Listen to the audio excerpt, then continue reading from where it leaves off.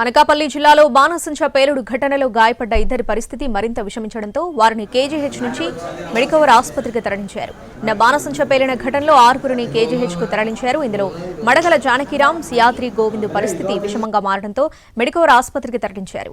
కేజీహెచ్లో మరో 4గురికి చికిత్స అందిస్తున్నారు. వీరిలో జల్లూరు నాగరాజు పరిస్థితి అత్యంత విషమంగా ఉందని వైద్యులు చెబుతున్నారు. మిగిలిన 3 ఒకే కుటుంబానికి చెందినవారు. వేలంగి సంతోషి, వేలంగి సరోజిని, వేలంగి రాజడుగులకు కేజీహెచ్లోని ప్లాస్టిక్ సర్జరీ వార్డులో చికిత్స అందిస్తున్నారు.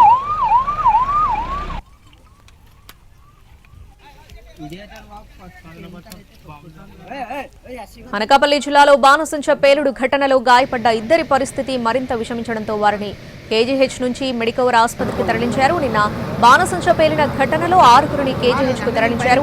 ఇందులో మడగల జానకిరాం, సియాద్రి గోవింద్ పరిస్థితి విషమంగా మారడంతో మెడికవర్ ఆసుపత్రికి తరలించారు. కేజీహెచ్లో మరో 4గురికి చికిత్స అందిస్తున్నారు. వీరిలో జల్లూరు నాగరాజు పరిస్థితి అత్యంత విషమంగా ఉందని వైద్యులు చెబుతున్నారు. మిగిలిన 3 ఒకే కుటుంబానికి చెందినవారు. వేలంగి సంతోషి, వేలంగి సరోజిని, వేలంగి రాజడుగులకు కేజీహెచ్లోని ప్లాస్టిక్ సర్జరీ వార్డులో చికిత్స అందిస్తున్నారు.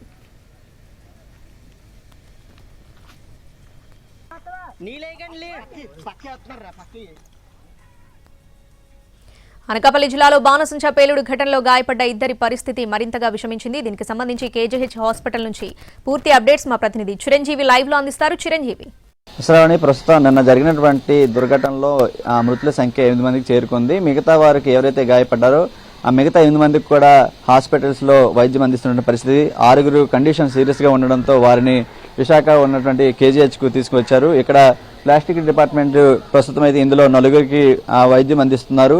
మరొక 2 పరిస్థితి విషమంగా ఉండడంతో 90% కాలిన గాయాలతో వారికి మెడికవర్ హాస్పిటల్ కూడా తరలించిన పరిస్థితి కనిపిస్తుంది. మరోవైపు ఇంకో 2 పరిస్థితి నార్మల్ గా ఉన్నప్పటికీ వాళ్ళని నర్సీపట్నం హాస్పిటల్లో చికిత్స అందిస్తున్నారు. ఇక్కడైతే మాత్రం ప్రస్తుతం ఒకే కుటుంబానికి చెందినటువంటి 3 తీవ్ర గాయాలు పాలైనటువంటి ఘటన చూసుకుంది.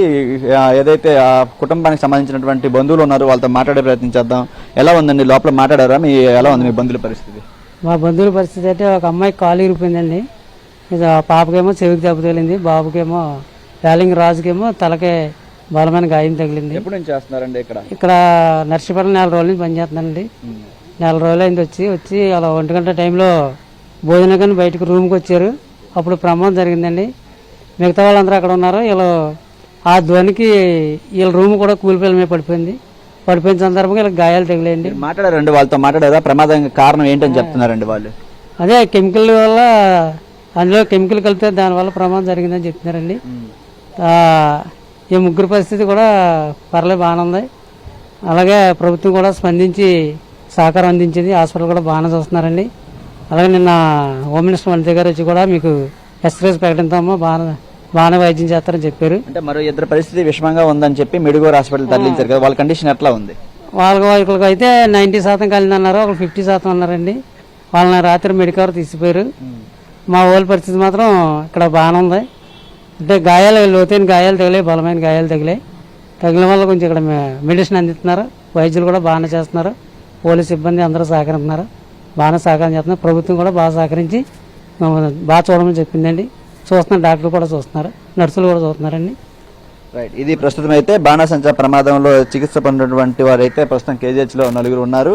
అందులో ఒకరు ఐసీయూ వార్డులో 90% గాయాలతో అయితే మాత్రం ఉన్నారు. వారి పరిస్థితి కూడా చాలా విషమంగా ఉంది. అతను జల్లూరు నాగరాజు ప్రస్తుతం అయితే వైద్యులు చెప్తున్నారు. మరో 3 ఒకే కుటుంబానికి చెందిన వారు. ఇప్పుడు వాళ్ళ ఫ్యామిలీ మెంబర్స్తో మాట్లాడడం, లోపల వాళ్ళ కండిషన్ కూడా నార్మల్గానే ఉందని చెప్తున్నారు. వేలంగి సంతోషి, వేలంగి సరోజిని, వేలంగి రాజు, ఈ 3 కూడా ఒకే కుటుంబానికి చెందిన వాళ్ళు. భార్య భర్తలతో పాటు వాళ్ళ కుమార్తె కూడా అదే సమయంలో అక్కడ పనిచేస్తున్నారు.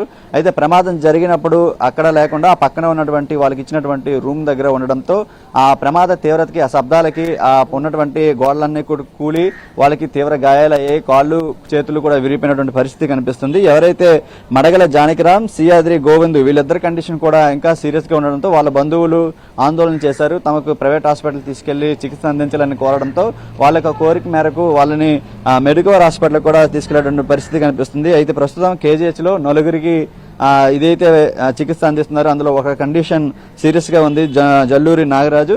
మరొక ఇద్దరు ఏదైతే నర్సీపట్నం లోకల్ హాస్పిటల్లో చికిత్స పొందుతున్నటువంటి పరిస్థితి. ఓవరాల్గా ప్రస్తుతం అయితే 8 మంది ఈ ఘటనలో చనిపోయారు. మిగతా 8 మంది కూడా చికిత్స అందిస్తున్నటువంటి పరిస్థితి కనిపిస్తుంది. అందులో 3 సీరియస్ కండిషన్ ఉంది. ఒకరు కేజీహెచ్లో ట్రీట్మెంట్ పొందుతున్నారు, మరొక 2 మెడికోర్ హాస్పిటల్లో ట్రీట్మెంట్ పొందుతున్నటువంటి పరిస్థితి కనిపిస్తుంది. దీని మీద ప్రస్తుతం ఇప్పటికే ప్రమాదం జరిగింది, ఎలా జరిగింది అనే ఘటన మీద కూడా దర్యాప్తు బృందాలను కూడా ఏర్పాటు చేయడం జరిగింది. దీంతోపాటు ఈ ఘటన మీద స్థానిక పోలీస్ స్టేషన్లో కూడా కేసు నమోదు చేసి దర్యాప్తు చేసినటువంటి పరిస్థితి ఇక్కడ కనిపిస్తుంది. శ్రవణి.